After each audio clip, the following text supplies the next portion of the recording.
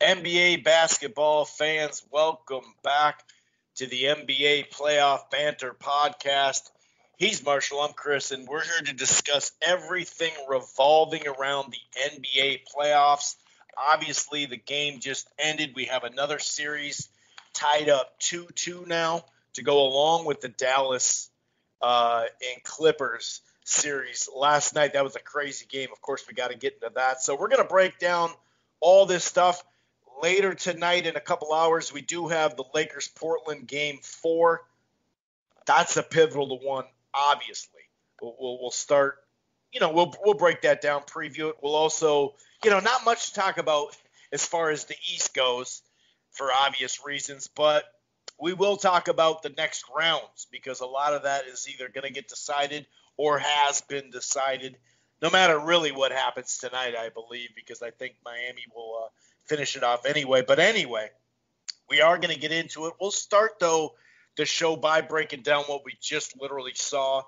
Like I said, 2-2, no Westbrook for Houston still, and it's a 2-2 series. So we're gonna break that game down and just kind of look at how fun the Jazz and Nuggets have been, but where has the defense gone for Denver? Just a variety of things. I mean, who would have thought that the lower seeds would produce this much fun stuff? Now, we all pointed to Portland, being the hottest team in the bubble, and Lillard just going off. And so we all kind of thought, well, that could be extended because the Lakers have been kind of up and down in the bubble once they what was it, a game or two it took, and then they already clinched, so they were like, screw it. And then they lost 2 point guards, really. Bradley and Rondo. So we're going to talk about, how this all breaks down. Big game tonight. But, yeah, we're going to get to it in just a second. If this is your first time listening to the NBA Playoff Banter podcast, it streams live right here on blogtalkradio.com/Rope-A-Dope Radio. However, like I said, if this is your first time listening to it, you don't have to just go to Blog Talk and download it right there or listen to it in the browser. You can find this show under the Rope-A-Dope Radio podcast at Apple Podcast, iHeartRadio, Player FM, TuneIn, really across the board. We're also part of the Grueling Truth Sports Podcast Network, which can be found everywhere, including Spotify. While you're at it, why don't you head on over to thegruelingtruth.com. That's thegruelingtruth.com.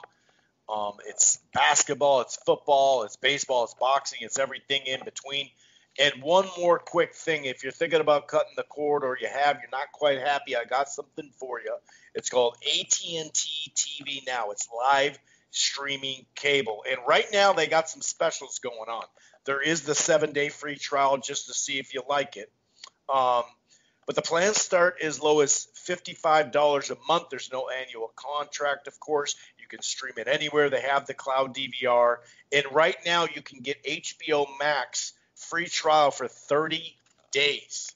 Also with the AT&T TV Now Max package, that includes HBO plus a free month of Showtime. So that's AT&T TV Now, like I said, live streaming cable. Okay, I'm going to go ahead and bring in my co-host and see how he's doing. What's going on, Marshall? How the hell are you on this balmy Monday afternoon here up in Minnesota? What's going on down there in Texas? Life's not too bad. I've had to take a little bit of a break from my golf career with teaching back. And also, it's been like freaking 98 degrees. Like, I don't mind golfing, but like 97, 98, that's I'm good. I'll come home and watch hockey, basketball, and baseball every night. So I'm not going to complain about that.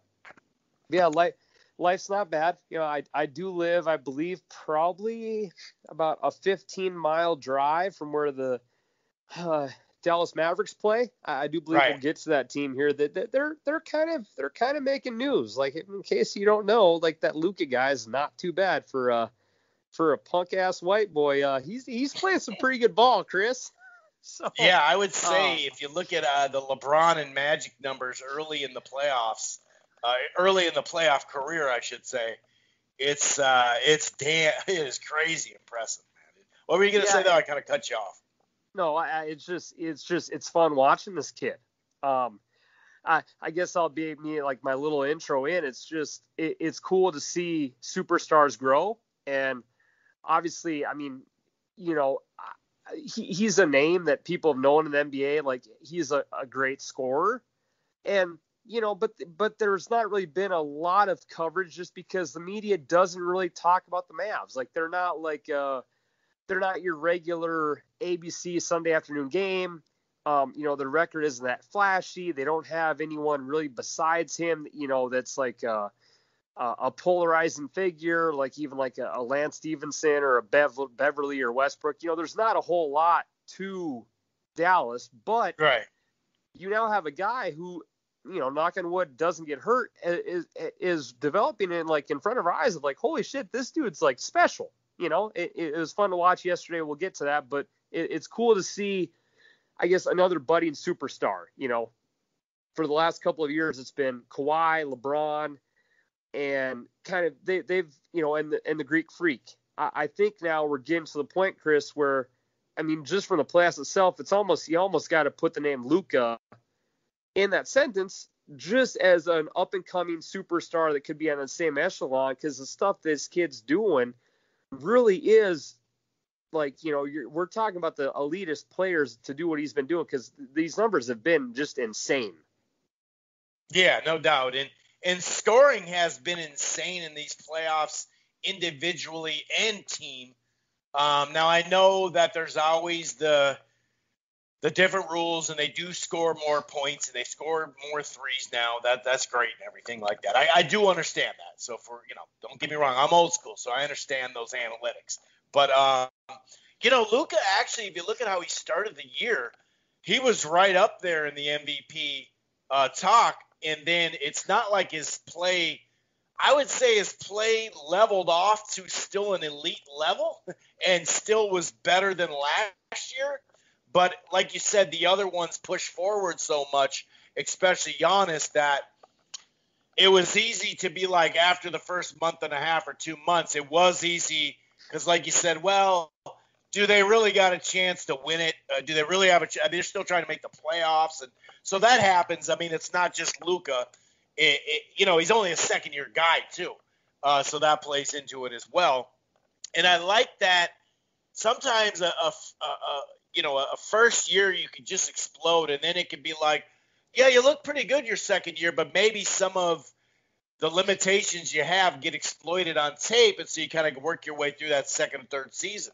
The sophomore jinx or whatever, sometimes that happens. But it has been phenomenal to watch, no doubt about it. And another thing that plays into all this stuff now that we're in the playoffs is it's back to being a two-star league. So the level of dominance, just sheer talent in the starting five, yeah, you can look at some two stars, no doubt, but it's not a 3 or a 4 like Golden State. So that kind of levels out some stuff as well. And in the 80s and especially in the 90s, some teams like Stockton Malone, you know, I mean, a lot of Peyton Kemp, Barkley, and you know, well, they didn't really have a second crazy star, but they had Johnson and Chambers and you know, they had Marley and all that. But there are some teams that underachieved that sometimes. The Rockets before they won, you know, before they won and after they won, they had some stumbles in the playoffs. So this type of stuff has a better shot of happening when you have a two-star league instead of a 3 and 4. So would you say the Clippers are Kawhi Lou Williams? Because I don't know. Someone doesn't deserve to get mentioned currently. Yeah, the playoff P is not doing so well. But let's start by breaking down what we just saw. The Thunder got off to a really hot start in the first chunk of minutes, and then Houston kind of caught up with them, ended up leading after the 37-35. It was a pretty tight game all the way through, 52-48 in the early, like 5 minutes into the second quarter. The pace kind of slowed down, and it was 60-60 at half. And Harden he had like 19 compared to Paul who's, has been not – he's very inconsistent in the playoffs these last couple of years, as we know. But he only had 4 points or something like that. Houston, though, God, they started out super hot. Considering they couldn't hit a three down the stretch, we'll talk about that being one of the main problems of why they didn't win this game. But they went on a 14-2 run in a little over 3 minutes. They were 8 for 8. It was 88-73. And we were actually saying, hey, we're sitting there texting back and forth saying, hey, if it turns out this is before the run, I said, hey, if it turns out to be a blowout, I was thinking in my head, we could start the game or the show earlier. I was thinking we were going to wait till the 8-minute mark in fourth quarter just to make sure if they were way up. And I didn't think that would happen. Sure enough, big run happens. You text me, then another big run happens. OK City down, they got it all the way to 15 and cut it to 1. And they kept just grinding it out, both teams down the stretch. And I'll give credit for Houston to get a lot of those 2-point buckets, but 3 for 23 down the stretch before they hit a 3 there to make it somewhat interesting at the end. Houston couldn't hit a 3, which obviously that hurts them. And they put it all together, Oklahoma City, and got this win. No Westbrook, though, so I'm still pretty impressed with Houston even going into this game. Yeah, it's literally the live by the 3, die by the 3 theory. I did think, and I believe it's Jim Jackson who was calling the game. The guy called him Jim. So I think Jim Jackson made the decent point of, you know what? And this was like with 5 minutes to go. It's like, if a shooter keeps missing a shot, why not go in for a 2?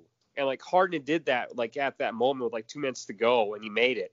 But when you literally do miss like, 2 out of 12 threes within a span of, a couple minutes, like you really like, Houston has a small ball lineup to its favor. Like why were we not, trying to just get a couple of buckets to get some rhythm? It seems almost stubborn in a way. And to their credit, it's paid off. You now have a series which is 2-2. So now you now have a best of 3 series with Oklahoma City. But when you hear people talk about the series, it's almost like, the Thunder are like an undermanned team with like a great coach who's had a hell of a season. So maybe that's true, or maybe we're, Chris, again, seeing the Mike D'Antoni, I have one plan for the playoffs, and if this plan falls apart, I don't have plan B, Like, where was... Well, part of that plan B could be Westbrook to the rack, though, if we're being fair. Well, no, yeah, and true, you're right. And to some extent, obviously, having him on the court is another massive scoring threat. But I guess you're really telling me it's the fact that, okay, besides Harden, like, Shai Gilgeous-Alexander and Danilo Gallinari are out playing, like, the Houston guys, And, again, I know that they shoot the 3, they do it at a great clip, and mostly they're accurate. But as Jim Jackson said, it's like, guys, go in for a 2. That's not saying, hey, we're not going to shoot 3s anymore. Like, they're going to.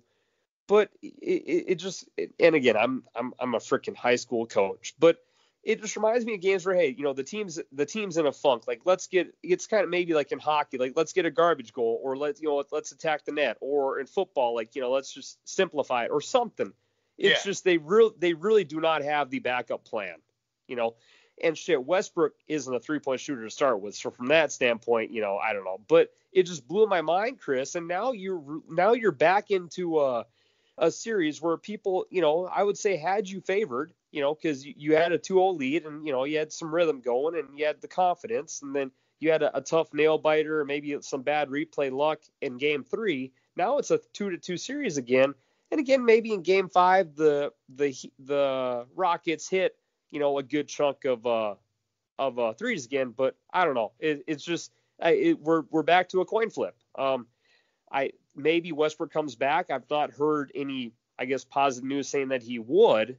So I guess, maybe it'd just be worth recommending, hey, when it gets like this, guys, let's Harden, do your thing. Like, the guy is such a prolific player at getting fouled, and so many people hate that about him, but it's true. He's a phenomenal guy going to the line to draw free throws. So if you have arguably the best player in NBA history, possibly, to get fouled and go to shoot the free throws, why not attack? Well, we got to shoot threes. I don't know. I go back and forth on the strategy, but I would be very pissed off, Chris. I'll just say that if I was a Rockets fan. It's like, holy shit, how many of these we're going to miss before we, go in for a layups. So that's my take. And now it's a complete coin flip because Houston's not going to change their ways. Oklahoma City's got a little more rhythm. They have Dort back to help guard Harden. What do you think's happening? Well, a couple of things of what you said. They only got to the line 10 times, and Harden only got there 5. Now, getting to the line, that's Westbrook's bread and butter as well. But Harden could have done more of that. He did, he had 32, 15 assists, too. So, I mean, that plays into it, obviously. That they may have been taking away some of his drive, and he's dishing it as well, which I did see. But when you said, well, maybe everybody else is just beating them, it's really, for Oklahoma City, it's really not that way, though. I mean, if you look at Game 2, Houston had 7 players in double figures. Game 3 and Game 4 have come down to Paul and Schrader, both of them going off. And obviously Paul really went off for 26, considering, like I said, he had 4 at halftime. But Schroeder put in another 30, and I believe he got to 30 or at least pretty high in the 20s in the last game too. So there's that. But here's another thing, dude. They hit 40% of their threes, Houston did. They hit 23 threes, which is crazy. But they put up 58, tying the record, the playoff record that they had just set game 1 or something. So it is kind of crazy because if you look at the points, you still had some guys in double figures. It wasn't, I mean, Green was the only guy off the bench. They shortened their bench a little bit, but you had 32, 23, 21, 14, 11, and 10 off the bench. Actually only 13 total off the bench. That was a problem. But so I really do think it does come down to the, like you said, the 3 for 23. Maybe that big, 14-point run wouldn't have happened if they would have done what they did in the fourth quarter at times, and that was get those 2-point buckets to stay in the game, even though they're missing threes. Now, some of their 2-point buckets are rebounds off a missed 3, so we do have to mention that too. But I don't know, because it's kind of like I don't know how disappointed I am when you don't have Westbrook. You know what I mean? I'd be pretty happy at 2-2. Maybe wouldn't be happy right now, like you said, with that 3 for 23. But it just it really adds intrigue. And like you said, without knowing Westbrook's going to be back, how do you feel about the rest of the series here with 3 games left? Well, I heard some numbers that like the offensive difference of like points per game isn't drastically different with Westbrook. Now, it does provide you a different type of player who does make the defense adjust differently. But from a point perspective, I think as much as they jacket, that really the points per game doesn't change. I do think that in a smaller sample size with this situation, Chris, he does benefit you, because I think from those numbers I heard, that was like a season perspective where Westbrook on the court or off the court isn't a big dynamic difference for analytics and stats. But yes, for this 3-game sample size, clearly a guy like him on the court is needed, because again, he's really not a good 3-point shooter at all. So he does give you that extra piece of, hey, I'm going to go attack the rim and get fouled and have some crazy dunks and all that crap. So I'm leaning towards Oklahoma City. I saw those stats at the end of the game where they're the best team to win clutch games, which I believe is considered to where if it's a 5-point game with 5 minutes to go and you win, and now they're 31-15, which is the best in the NBA. So clearly Donovan and those guys have some sense of clutchness to them. I'll give some credit to Chris Paul that, he's the leader of this squad. Clearly this team does not get flustered by a late game situation to where we were talking about how the Rockets are, jacking up threes, maybe not having the best possessions near the end of the game. Oklahoma City did their thing, and as you said, Schroeder was really getting the line pretty easily and making some nice layups. So I'm going to lean Oklahoma City. I just think that we've seen the Rockets gameplay, and they're losing some rhythm now. So I'm going to lean towards Oklahoma City, especially now with that Dort guy back who did not play game one, but has really limited Harden's 3-point shooting effectiveness. I'm going to roll the dice towards OKC. Yeah, and, that could have been their rhythm getting out, and then now they're going to find it the last two games too. So it's interesting. I'm going to lean to Houston. Before we get into Dallas, because that is tomorrow night, for those who are going to listen to this pod before the game tonight, because it doesn't start for another 2 hours or something like that, at 90 minutes or something like that, let's dig into this Lakers-Portland. Obviously, God, you look at some of these stats, early in that game one, Portland came out gangbusters, dude. It was like, here we freaking go. And just overall, if you look at the quarters, you break down the quarters of Portland, like people saying, Portland has played 43 quarters in the bubble. This is a couple of days ago, or a chunk of days ago. And when you start to see, like, beyond that first quarter and beyond, what they were able to do in game one, some of these quarters, this was, like I said, this is the 21st or something like that. This tweet was out there. The last 6 quarters, 17, 20, 19, 22, 21, 21. My point is, after that display of whatever it was, great by Portland, Lakers settling for 3. That's the biggest thing. I thought that Davis, they weren't getting the ball inside to Davis, and I'm not talking about all the way inside all the time, but he got the ball out on the 3-point line way too many times. Their defense struggled, and Portland started out great. Lakers got back in the game. Portland, of course, Dame hit, 2 long-ass threes. You had Trent hit a big 3, and same with McCollum. And they just ended up winning that game. What was going through your head when it was, 100-something to 91 or whatever, game one, right? But the funny thing is, the first thing you hear is, what is wrong with LeBron? It's old man LeBron, which is kind of funny because – it seems like every game they lose or win because he didn't have this great game the next game. So then it was like, well, look at it now, dude. This is horrendous. He had one of his worst games ever, but then when you look at actually, his team obviously won by what 111, 118 or 111, 88 or something like that. And he played he didn't even play 30 minutes, so it is kind of funny. But when you look at that game one, considering, they only had 90-some points, 91 points or whatever it was, 93, I'm looking at it right now. He put up 23 points in a 93-point game, and then, oh, by the way, had 16 assists and 17 rebounds. So it was kind of funny to me. For me, the Lakers just couldn't hit a freaking 3 to save their life, which is a weakness.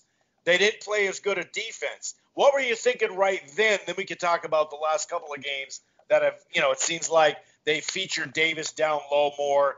Their defense is getting better, and they finally hit some shots. Yeah, I was obviously really happy after they won. I've enjoyed this run. Portland's always been my second team.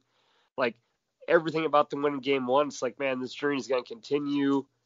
Charles Barkley's putting on like a Leonardo DiCaprio acting job with his love for Portland and getting out of Broome.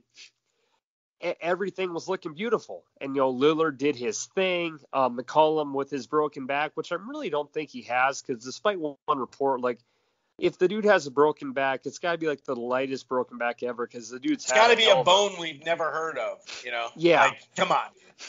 Like, there's plenty of guys that are limited from backs and they didn't break it, Or he's got a cortisone shot in there, and it's like was the best, perfect, most placed cortisone shot of all time. It's from Russia or something. Yeah. So after game one, I was ecstatic. It's like, man, Barkley was right. Like the Lakers offense is struggling. They can't shoot threes or anything. So I was obviously happy, but to give credit to LeBron, he was, I believe, the first player ever. And I think I heard he had 25 points. He had 25 points. And then over 15 assists and rebounds.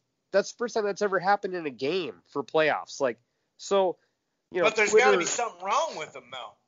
Yeah. So of course, LeBron haters are all out there, but the dude set an NBA record for playoff history in all of NBA history. It's like, no, actually, dude's still okay. He's not too shabby. So obviously was riding high after that. And again, the Lakers still have a massive 3-point shooting issue, and we're a couple of games in now, but that still hasn't truly been resolved. And their free throw shooting is a little scary too. But after game one, I was super happy. And then I think, to get towards game two and so on. You moved away from the. Oh, okay. To get into the future from that point on, I really think that part of it is like they probably just came back down to earth a little bit. Like the run they had in the bubble was needed because they were not at all guaranteed to make the playoffs. They had to bust their ass to make it in. Even with Memphis struggling, they still had to go 6-2 to barely sneak in, and they needed a Karis LeVert Nets missed shot to make the play-in game.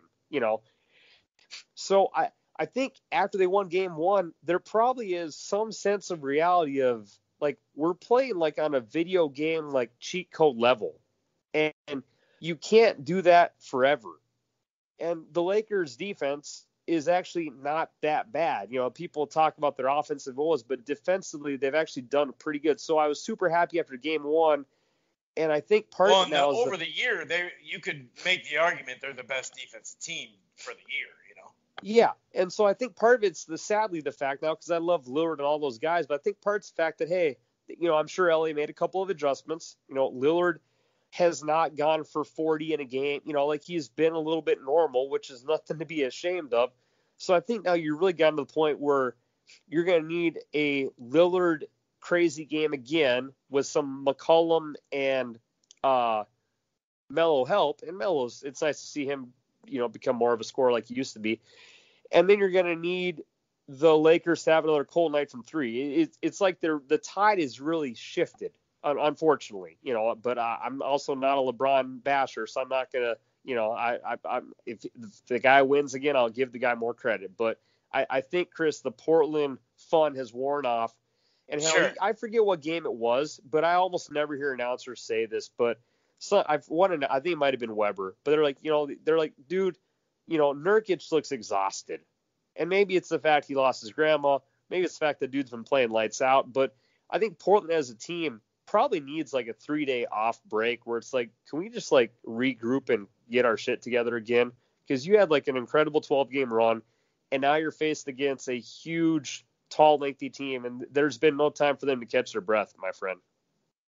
Yeah, that's true. Like you said, they had to do so much just to get in, and you wonder if it was going to carry over, and it did for game one. Another thing with Portland game one was the defense. They were blocking a lot of shots, especially their bigs.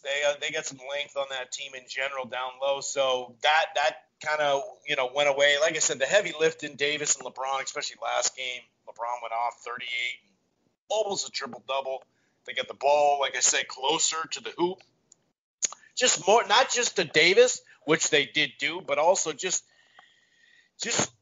getting the ball, just getting easier shots closer to the bucket in general. Not just Davis, but just in general. They got a lot more alley-oops because of all the attention off the game, off of LeBron anyway, but off the two-man game that they have, that they've had those easy buckets all year long.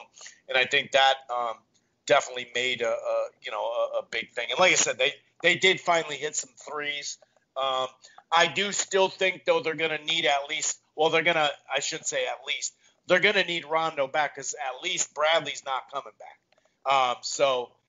They still will need, a guy like Rondo just because he's a facilitator and he can defend. And if that's the only two things he has to do, and you can live with him taking wide open threes once in a while. But tonight, 7-point favorites. What do you think's going to happen tonight? Because we're saying all this stuff, but if Portland wins, it's a 2-2 series. Yeah, just like we'll get to the Clippers. They would be in the same boat. I do think that, and this is just off what media said, but I do think that Lillard saying his thumb bothered him a little bit. Like, that's tough, just because even though in Game 3 he had the dislocated thumb recovery, he had a great game, but still was maybe missing a couple of threes. Like, he really can't have a normal game for himself for them to win. Like, he almost has to have another 40-point explosion with some, deep threes to kind of change momentum and lead to timeout calls by the Lakers. And if his thumb's bothering him even a little bit, that kind of limits his craziness to where Lillard could easily score 25 tonight, but with who they're facing, he literally has to almost be that 41 points per game thing, which is really hard to do. And my other big takeaway as to why I'm really scared for Portland going forward is there's no stopping the Anthony Davis pick and roll. Like, right. That shit's not almost even fair. So yeah, Whiteside had a good opening game, but then now it's been like, all right, dude, that's going to stop. Well, and it's just, if you're whoever's guarding him, obviously got to defend when he screens. And whenever Anthony Davis screens, he goes to the elbow, and he's so tall that he's going to shoot over anyone. And it's just like an effortless. He almost shoots from where KG had that, kind of elbow mid-range shot.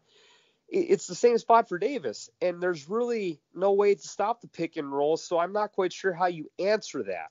So that's a massive red flag for me, which I'm sure. Obviously, Terry Stotts, to me, is one of the best coaches in the NBA. Like, I'm sure the guy, if he had a game plan, he would use it. So that's a massive issue. And then you have the fact that LeBron is become, like, he's been a facilitator point guard, LeBron. He lobs up these alley-oops to McGee and Dwight Howard and Anthony Davis, and there's no answers to it. Like, Nurkic is a great besides big, Chris, fouling, But Nurkic isn't fleet of foot. Nurkic can't, he's not going to quite be like a Gobert where, his hands are so tall he's going to knock off the alley-oops. Like, Portland really doesn't have a guy that can slow down the pick and roll or the constant alley-oops, and LeBron just kind of picks them apart doing that. And they kind of have to in a way because their three-point shooting has been bad, but God forbid, like I think it was last game, KCP had a good game of shooting threes, and, there's so many different parts to Lakers offense, and Portland's defense truly isn't that great. I think they're being exposed. And like I said, if we're not having like Dame time, it's really hard for them to sneak back into the series, in my opinion. And he was 5 of 11 from 3, and he had 30 some which points is great. Still. Yeah. But they only got 8 points off the bench in general, and most of the other guys struggled from the 3. Because they didn't struggle from the 3, like shot just a horrible percentage, but they need to shoot better if they're going to win that game 4. What do you think's going to happen tonight? Do you think – I do see it as a tight game, though. I think the Lakers are going to win, but it's going to be a struggle. Yeah, I think this Portland team is too gritty. Like, they've had too good of a run, and they're too well coached and too good to have a blowout game. But I do think that I think the Lakers have too many tools to pick from to dissect the Portland team. I think you need a 40-plus point Dame performance tonight for the Trailblazers to have a chance. And by the way, 48-42, the Heat are up. We're not going to break down a lot of those or any of those series, really, but we will look towards that. But before we do, we got 2 more series to break down. Then we'll just look at the matchups for the East as well here. But obviously, Dallas forcing, a 2-2 tie. They ended up, we talked about how it was a 3-point. They couldn't win. They were like 2-13 or something in 3-point games. Their defense is not that good at all. But they won a 2-point game in style. Luka hit a crazy shot, and he's lifted his game so much. Well, I shouldn't say so much because he had a great year, but I get the guy is already lifted it. He's the youngest as far as the first playoff triple-double, the second youngest or third youngest and it's literally like 60 days behind. And actually, it's probably even. It's probably right with LeBron because these days are fucked up because here we are playing the playoffs in August. So it's actually right there. The guy has just been phenomenal in so many ways. But we talked about playoff P. Paul George just disabled comments on his Instagram for anyone who doesn't follow. And someone tweeted, best defense he's played so far in the playoffs, which is not good. Playoff P is not doing it. And I know this is an offensive league now. I get it. You know, some of these stats scoring-wise, like we're going to talk about the Jazz and Nuggets. I mean, how many fucking 50 points can we get? I get it. You know, it is a video game right now. But that's the NBA for the last 3 years at least. And it's not slowing down that way. So we can always talk about the stats, the NFL stats. You can look at the quarterback numbers now and go, dude, this is weird. This doesn't really fit up. Maybe there should be an asterisk. We can talk about that shit. Well, shit, there was 12 games. Now there's 16. We can talk about that shit all day. My point is, you got two damn good defenders. Elite level defenders, and it's just not slowing Luka down. And he's got this thing about him that he's not the quickest guy, but he's crafty as shit. He can get to the spot. He's not lost on defense. He still has somewhere to go there. Sure, he's a young guy, but his age, he doesn't just rely on scoring. He's an all-purpose player. He is a guy that, like you said, it is nice to pass a torch, and I'm not saying LeBron's passing the torch, but he's got, you know, at some point LeBron's going to fall off the cliff, and that may be 20 points and 8 assists and 8 boards still, but that's falling off the bridge for LeBron, right? You know, as these years pile up. But you're going to have to pass the torch, and Luka definitely is picking that thing up and running with it. Just a crazy game last night, though, wasn't it? 137 to 135 at OT. Luka steps back from three and just cans it, dude. And the reason I give him more props is because if I was to give Dallas 3 stars of the game, it's Luka 1 with like 5 stars. And then you have probably Tim Hardaway and Trey Burke. Or I'd probably flip that. Probably Trey Burke and Tim Hardaway. So your number 2 and 3 stars who helped you win a playoff game are Trey Burke and Tim Hardaway, because that Maxi Keebler couldn't hit shit and Porzingis is out. So how is it, Chris, that Tim Hardaway and Trey Burke are upsetting the Vegas favorite team to win the West? It's part of this has to be a massive collapse of coaching on Doc Rivers, or Luke is just really, really already to the LeBron level. I mean, I know that's kind of some bold statements there, but obviously Luka is very hard to guard. I completely get all that, and he's going to get his. But you're literally letting those other guys like become more prominent players than Paul George. Like last night, it was the Lou Williams show, and Morris hit a couple of big shots, but you're going shot for shot with Hardaway and Burke, and not to discredit those guys, but those are not your household names, and those players are not making the salary that Paul George, you know, Marcus Morris, Lou Williams. It's truly remarkable just looking from it on paper that this series is tied 2-2. Because I'll give Luka has been the best player in the series, and I know Kawhi is a really close second there, and Kawhi still probably is better player than Luka overall, but man, these Clippers, whether it's the coaching, maybe they can't figure out their defense or something, but something appears to be massively wrong. And, you know, it'd be one thing if Porzingis was playing and scoring, but he didn't play last game. And the Clippers were up 22 points in the second quarter. Maybe they got cocky. Maybe this is all just a mental, like, oh, you know, they're not focused. But shit, man, you're now in a 2-2 series. You're facing a guy who apparently has no issue carrying the whole team on his back. Is the Clippers defense massively overrated? Are the role players playing out of their mind? I mean, should this team really be the favorites in Vegas to win the title, Chris? Or what do you think? I know I kind of had a rant there, but it's just truly surprising that the best team in Vegas blows a 22-point lead to a one-man show with some role guys who you probably couldn't name for a fantasy basketball team.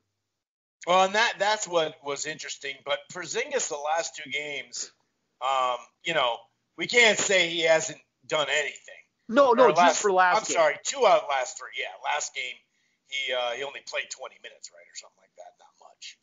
I think it was 20 minutes or something like that. Yeah, 14 points. Or wait, no, that was game. Yeah, no, that was. I'm looking at it wrong.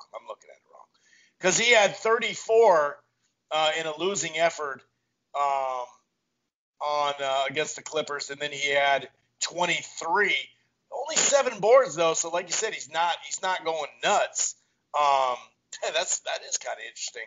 But yeah, I mean, I think that when you look at when we say, is it the one-man show?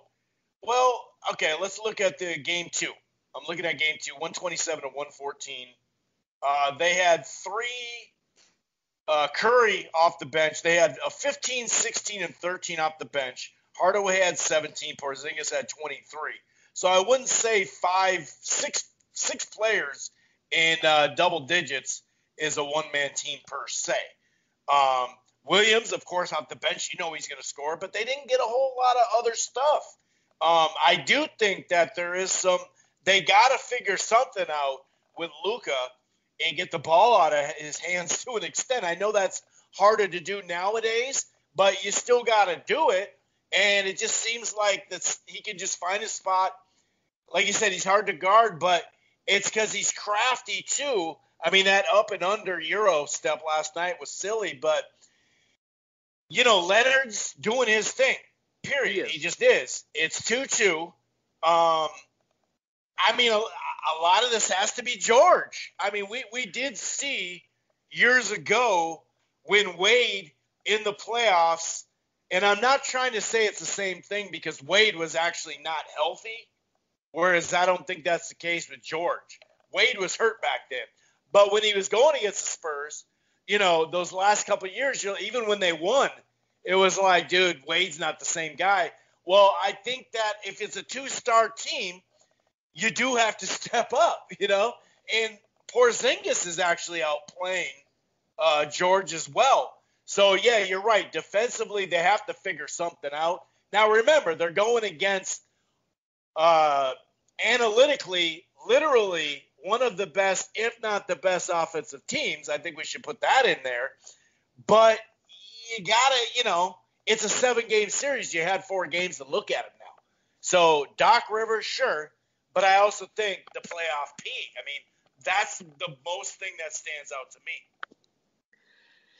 Yeah, and it's not just a one-time thing. Like, this nickname did not occur over 3 days. Like, this has been kind of his MO that he has struggled in the playoffs consistently. And of course, he's like, then he pulls out I'm not Harden. It's like, well, dude, I would just worry about your own shit. Like, I don't know. It's whatever. Well, ever since he left Indiana, let's put it that way, because he was a stud in Indiana in the playoffs. But you're right. Ever since the last 2 years, it's been like, hey, buddy, and maybe it's his mind. I don't know what it is, but if you're not going to shoot well, then you got to lock up, Luka to an extent and make him work super hard. And right now, like you said, he's making it look easy. And being a guy who likes to gamble, I'm not sure which game I'd pick, but I do believe that this will go 7, or that maybe hell the Clippers could even lose in 6. Like I see the Mavs winning another game. I know obviously we're gonna see crazy Kawhi, because Kawhi, again, the guy's I think doing all he can. He's probably getting pissed off with the rest of his team, but I do believe, Chris, that this will go 6 or 7. I do think I would have to get some good odds to bet the Mavs to win, because as we've seen LeBron have his switch turned on. Mind you, Kawhi led a team to knock off my boys last year, and he was the best player. Well, we had some injuries, but I mean, we're going to see 5-star Kawhi, so Luka's going to do his part too. I just think it's maybe going to come down to, can the Clippers make the adjustments? And to give Dallas credit to kind of wrap up my summary here. I've kind of gone on both sides. Now, Carlisle is one of the best coaches of all time. They statistically, as you said, maybe are the best sabermetric offense of all time, and they shoot the three incredibly well. Right. But again, mind you, Trey Burke and Tim Hardaway are not supposed to be out playing Marcus Morris, Paul George, Montrezl Harrell. The list goes on for your roster. So, I think Luka, as a defender too, they've been missing him lately. Has it been 2 games? Has it been 2 games? For I just said his name. I may have broken up or something. Oh, okay. Why am I not thinking of his name? The fucking the guy who's out. He's oh man, I can't believe I'm spacing. Beverly. Yeah. Now that has to play into it lately anyway. True. Are they going to get him back? I've heard no prognosis he's coming back. Now that guy, he's the guy that everyone in the NBA hates unless he's on your team because he is really pesky and he would do his part to at least slow down Luka or make the team an all-around. He probably is too short to guard him, but he presents a factor that makes the rest of the team's defense much more effective. So I'm going to say this thing goes 7. He's not going to play in 5. He's not going to play. Yeah. He's not expected to play at all in Game 5. I just followed up what you said, and you're correct. And he hasn't played. Well, he hasn't played a game, right? Yeah, he hasn't played a game. Or no, he played the first. He was in Game 1, yeah. So no game. So the last 3. I mean, we talked about how Rondo and Bradley can make a difference. Well, like you said, he's a difference maker too in general. To know he's going to guard, even if it's not Luka, he's on somebody. And he's around the ball being pesty, and he's an energy guy. Yeah, he starts to nullify the Tim Hardaway or Trey Burke factor. And then all of a sudden now we're really hurting for the Mavs to score if Porzingis isn't healthy. So for the fun of this show, I'm going to take the Mavs in 7. I do think they win another game before this is over. I do not think the Clippers win out. Who the hell is on the court doesn't matter. I think that Luka is getting into Dame mode, and the guy truly is special. I'm gonna take Mavs in 7. I hope it happens. I think that'd be a great story. I think that would just help build up his name for the NBA, which it never hurts to have a guy who's just a positive image for the game. We've never heard a bad story about him for all we know. I think there's a lot of good things going in his direction. I'll take Mavs in 7 because if PG-13 stays like this or whatever, my favorite one was playoff Bible verses. Someone on Twitter, I forget who is, some random dude was like, oh, it's like Paul 3:14 or Paul 3:16. Right. It was pretty clever. If he keeps that up, he's going to have a rude awakening over the summer, and it would be really great to see the Mavs advance. Yeah, Paul 4:16. That is funny. I like that. But I think playoff P will come to play. But I'm going with game. I think it'll be 7 as well. But I am going to go with the Clippers. And Luka though is even more all-purpose. Dame's just a different player, but Luka's more all-purpose though. I'll say that. So when we talk about Dame mode, it's like, well, then what's Luka in LeBron mode then? No, not really, because he still needs a little bit more defensive seasoning to call him LeBron and all that type of stuff. But true, either way, who gives a shit? We know he's a top 5 player.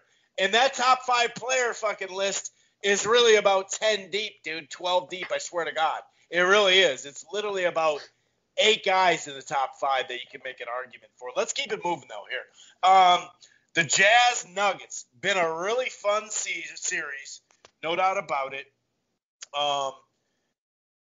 Obviously, Donovan Mitchell has been just going, hey, I got you. 51 points in the last one. What was it, 18 in the fourth quarter? Now, Murray's been going off, too. In Game 4, he got 50 points. But the biggest thing is Denver defense. Game 2, giving up 51% from the field. Game 3, 51% from the field. Game 4, we're going to get better? No, Marshall. We're going to give up 57% from the field. Mitchell has just been like, hey, remember me in the playoffs. Remember our squad in the playoffs. And it's been a little head-scratching at times, I'd have to say, for Denver. They had this young team. 2 years ago, the Timberwolves kicked them out of the playoffs. They had a great year last year. What's going on? I'll keep this recap a little bit shorter because it's really simple. Their defense is atrocious. I know that we've broken down numbers, and we said that the Lakers had issues on offense in the bubble, our last podcast. This podcast, I'll say, and it's true, the Nuggets have the worst defensive team in the bubble. I think they've had almost every game go over, which means from a betting standpoint, they're going over the total points every game. And part of it's due to the fact that Murray and Jokic can score offensively, but their defense is super, super bad. Michael Porter, the kid from Mizzou, who I love, doesn't play defense. The Donovan Mitchell pick and roll with Gobert has not been stopped by anyone in Denver. And to give Utah credit, they've been shooting lights out from three. If they're taking the Houston approach, I'd like to see them play because Ingles and Donovan and hell, my boy Jordan Clarkson from Mizzou, everyone is making shots on Utah, so they are hitting crazy buckets. But when you have teams in the NBA who are shooting 58% from the game and from a three-point line at some point in the game, that's really shitty defense. Klay Thompson and Curry normally have to work really hard to shoot over 50% in games, and the Jazz are doing this almost consistently. So I think it's too late, Chris. I wish I'd bet this going into the series because Denver, it was pretty much a pick 'em. I think Denver was barely favored. I missed the boat here. But game one, Donovan Mitchell has the hiccup. He has an 8-second violation count. Murray and Jokic go off in OT. And since then, I think since game one, Utah is averaging close to 124 points a game. That's it. 124 points a game. That's it. Yeah, I got nothing else. Crazy. It is crazy. Okay, so let's keep it going here. The first game on the other side. Sorry about that. The first game on the East, as far as game one, will be Thursday, Celtics Raptors, and it does kind of seem like if you see it lined up the next day, it'll probably be the Bucks in the Heat, more than likely Friday. But that's obviously, we got to figure out. That's just a guess. It could be earlier too. It's tough to say. They still gotta play. Obviously tonight, one of them might be wrapped up, but Milwaukee still technically has Wednesday, and they should close it out. But you never know, I guess. But let's look at the one for sure. Right now, it's 5:30 Central Time on a Thursday. And by the way, this afternoon basketball, especially the playoffs, but ever since it started in the bubble, tell me you're not getting NCAA vibes from it, dude. I forget who it was. I've heard many people say, from now on for the playoffs, you need to have daily NBA and hell, even daily NHL. The NHL putting games at 10 o'clock at night is fucking so dumb right now with all this time to first. But yes, NBA daily playoff games are beautiful. I don't think, even if obviously next year we'll be out of this pandemic, hopefully, I think that the daily playoff games are just a must. Your ratings are crushing it. Even with people back to work, you can always stream on your phone or computer, Yeah, but that's why beautiful. They wouldn't do it. Monday through Thursday and Friday, they're not crushing during the day though. You're right. Maybe it is due to the TV's go fuck yourself. They're like, no, we don't want to do that, but it is awesome, dude. It is. And speaking of TV and money, I'm really curious, Chris, because I've heard both sides. I've been listening a lot to Vegas pods and different people who claim to be experts. Sometimes they offer shitty picks for gambling, but moving on. I've heard both perspectives of who should be favored in the series. Personally, if it's even close, which I think it will be, I'm going to bet that Toronto wins the series. I think they're a more just well-developed, better playing team of late. But I'm sure you could have someone make the same exact points for Boston. I think this should be a really fun series to watch. Again, it's a 50-50 coin flip. I know I've said that a couple times tonight, but I think even from a Vegas gambling perspective, I think a lot of people would have the series go both ways. At very most, the team would be like a minus 125 favorite to win the series. So you're going to have if you feel good about one team, bet a lot because it's going to be almost an even money payback. I think Toronto's look smoother. I think they're obviously the more experienced team. They lose Kawhi and they don't miss a beat. They had the coach of the year. Hayward's out for the Celtics. I'm leaning Toronto. I think they've had a little more of a rhythm. But this on paper should be a really evenly matched series, Chris, and it should be a lot of fun compared to what we've seen so far in the East. Yeah, you're right. And just even tonight, Boston, or that night, Thursday night, literally it's like the spread is, plus 1.5, minus 1.5, minus 110. Like you can find, minus 120 on Moneyline odds on FanDuel. Like it is razor close. And we said it at, the last show about 8-9 days ago or whatever, and props to Toronto. Like, it's crazy that they came back to this spot and were able to do what they did this year. They just have a deep team. They have a star that developed into that, I have to say, right? But they have, like, from your second best to whatever, 8 or whatever, you know what I mean? Like, they can just get so much contributions, and they spread the ball, and they're just a blast to watch. But talent for talent on paper, Celtics should win. They really should. They got 3 freaking 20-point scorers. They should play better defense, I'd say. But like you said, the Raptors they're just freaking good, and they have that confidence, that swagger from last year has to help. So I am going with the Raptors, but honestly, even going into this, knowing where they were before the bubble, seeing them in the bubble, whatever, all that stuff, I still felt like, well, I think the Celtics are going to win. But now that we're here, I'm going Raptors too, dude. I mean, I wouldn't be shocked, but damn, they just find and imagine if they had home court advantage, because we know their fucking fan base is just out of control, and you know that they have a notch up this year based off what they did last year, right? You know their playoff. Imagine how many people would be outside that building. Oh, But I'm right there with you. Now the other side of it, assumingly, is Milwaukee in Miami. And Miami's a squad where you're like, dude, this is for real. And it's the third season in a row Butler has done this now. Minnesota hadn't been in the playoffs since, 04, 05, go to the playoffs. And as we say here a bunch, or at least I do because I'm a Timberwolves fan, down the stretch of those 20 games, there's no way if Butler even made half of them that they wouldn't have had that third seed. There's just no way. They were only 2 games away from it with no Butler down the stretch. So there's just no fucking way. And then last year, right at the fucking, they needed a fucking 3 to leak in. Or not a 3, but you know what I'm saying, with that Leonard shot. And I mean, this is crazy, dude. And Miami has cap room, you know what I mean, for next year and the years coming. They're in a great spot, but do you think Milwaukee's just going to grind it out and get it done? Or is Miami this upstart that they just found, almost like Toronto last year, where they got a legit star and they're just finding a way to get contributions from a lot of people? I think that Miami is a deeper team.